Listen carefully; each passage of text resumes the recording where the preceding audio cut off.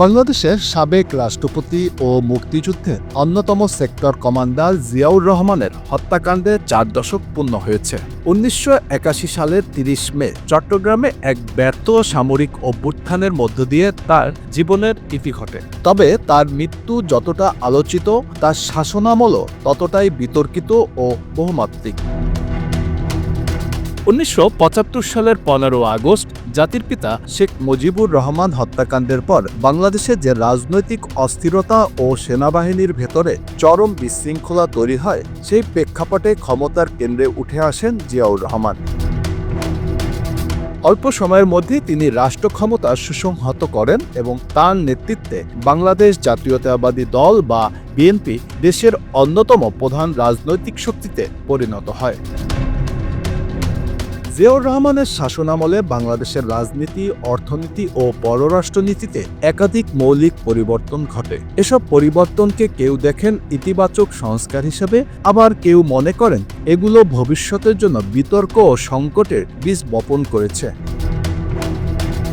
ক্ষমতায় এসে জিয়াউর রহমান একদলীয় শাসন ব্যবস্থা বাতিল করে বহুদলীয় রাজনীতির পুনঃপ্রবর্তন করেন। এর ফলে বাংলাদেশের রাজনীতিতে একটি বড় বাঁক আসে। একই সঙ্গে ধর্মভিত্তিক রাজনীতির পথও উন্মুক্ত হয়। স্বাধীনতার পর 1972 সালে ধর্মভিত্তিক রাজনীতি নিষিদ্ধ করা হলেও জিয়ার নীতিগত পরিবর্তনের ফলে জামাতে ইসলামের মতো দলগুলো পুনরায় সক্রিয় হওয়ার সুযোগ পায়। এ বিষয়কে নিয়ে এখনও দেশে তীব্র রাজনৈতিক বিতর্ক বিদ্যমান। সমালোচকদের মতে এর মধ্য দিয়ে স্বাধীনতা বিরোধী শক্তির রাজনৈতিক পুনর্বাসন ঘটানো হয়েছিল।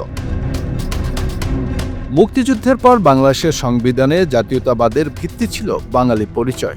জিয়াউর রহমান সেই ধারণা পরিবর্তন করে বাংলাদেশি জাতীয়তাবাদ প্রবর্তন করেন এবং তা সংবিধানে অন্তর্ভুক্ত করেন।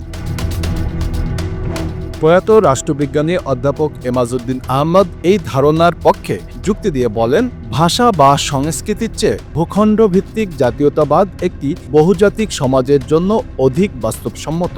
তবে সমালোচকদের মতে বাঙালি ও বাংলাদেশি জাতীয়তাবাদের দ্বন্দ্ব বাংলাদেশের সমাজ ও রাজনীতিতে দীর্ঘস্থায়ী বিভাজন সৃষ্টি করেছে।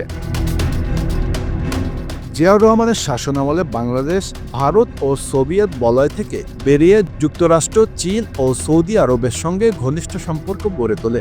যদিও তিনি সরাসরি ভারত বিরোধী অবস্থান নেননি, তবে কূটনৈতিক ভারসাম্য রক্ষায় নতুন মিত্রদের পথে হাঁটেন।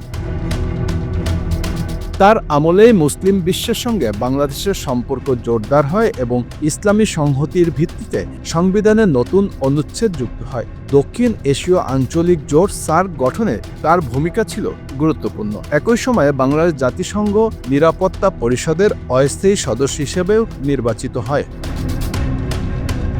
জিয়াউর রহমানের শাসনামলের সবচেয়ে বিতর্কিত বিষয়গুলোর একটি হল স্বাধীনতা বিরোধী হিসেবে পরিচিত কিছু ব্যক্তিকে রাষ্ট্র ক্ষমতায় অন্তর্ভুক্ত করে। এর সবচেয়ে আলোচিত উদাহরণ শাহ আজিজুর রহমান, যিনি তার আমলে প্রধানমন্ত্রী হন।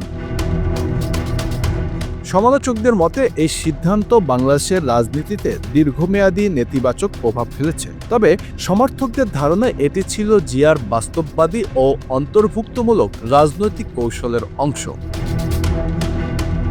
জিয়াউর রহমানের শাসনামলের আরেকটি উল্লেখযোগ্য উদ্যোগ ছিল 19 দফা কর্মসূচি। এতে কৃষি উৎপাদন বৃদ্ধি, খাদ্যের স্বয়ংসম্পূর্ণতা, জনসংখ্যা নিয়ন্ত্রণ, প্রশাসনের বিকেন্দ্রীকরণ ও ব্যক্তিখাতে শিল্পায়নের উপর গুরুত্ব দেওয়া হয়। খাল খনন ও গ্রাম সরকার ব্যবস্থা এই কর্মসূচির অংশ হিসাবে ব্যাপক আলোচনায় আসে। যদিও এসব উদ্যোগ গ্রামীণ রাজনীতিতে তাৎক্ষণিক সাড়া ফেলেছিল, তবে অনেক বিশ্লেষকদের মতে দীর্ঘমেয়াদে কাঙ্ক্ষিত কাঠামোগত পরিবর্তন আনতে পারেনি। 4 দশক পরেও জিয়াউর রহমানের শাসনামল তাই বাংলাদেশের ইতিহাসে এক জটিল অধ্যায়, যেখানে উন্নয়ন, কৌশল ও বিতর্ক একে অপরের সঙ্গে অঙ্গাঙ্গিভাবে জড়িয়ে আছে। Bangla affairs news desk.